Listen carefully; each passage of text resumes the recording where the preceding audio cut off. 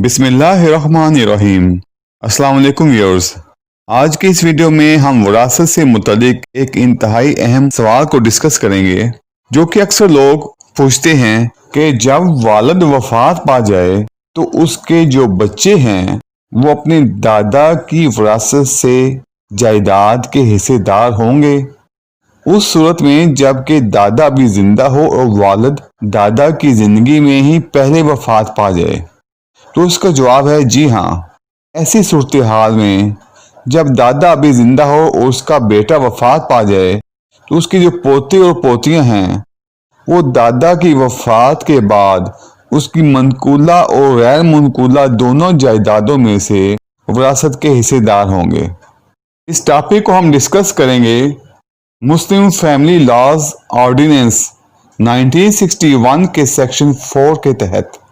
इस सेक्शन 4 में वाज़ेह तौर पर कहा गया है कि जब भी किसी मुर्से आला के बेटे या बेटी की वफात हो जाए तो उसकी जो औलाद होती है वो उस मुर्से आला के फौत होने के बाद उसकी जायदाद में से विरासत की हिस्सेदार होती है। लेकिन इसका मतलब ये नहीं है मुर्से आला की जो जायदाद होगी वो डायरेक्ट उसके पोतों में आएगी या पोतियों में आएगी, नहीं, बल्कि वो जो मुर्से आला की जायदाद होगी वो सबसे पहले जो हिस्से के मुताबिक जो उसके बेटे का हिस्सा बनता था, जो कि वफात पा चुका था, या बेटी का जो हिस्सा बनता था उसको तकसीम होगी उस हिस्से के मुताबिक। मिसाल के तौर पर उसके बेटे का हिस्सा बनता था 2 मरले, तो उस मुर्से आला की जायदाद में से 2 मरले उसके बेटे को मिलेंगे। उसके बेटे में से जो उसके पोते या पोतियां हैं उनको उनकी विरासत के मुताबिक वो जायदाद तकसीम होगी। मुर्से आला से क्या मुराद है?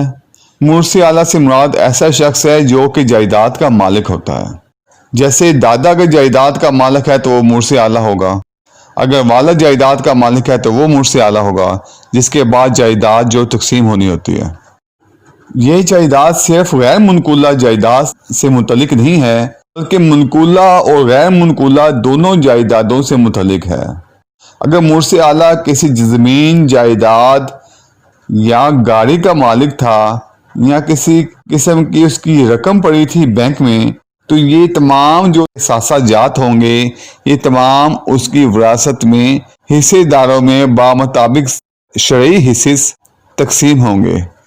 लिहाजा दादा की जायदाद जो है वो उसके बच्चों में पहले तकसीम होगी, और उसके बच्चों में से अगर कोई बेटा या बेटी उसकी वफात से पहले वफात पा चुके हैं तो उनके हिस्से का जो हिस्सा होगा वो उसकी औलाद में तकसीम होगा, जो कि शरई हिस्से के मुताबिक आगे तकसीम होना चाहिए।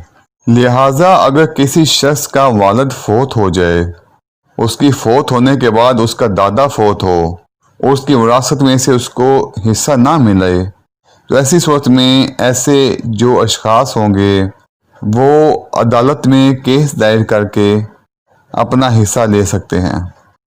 वीडियो देखने का बहुत शुक्रिया।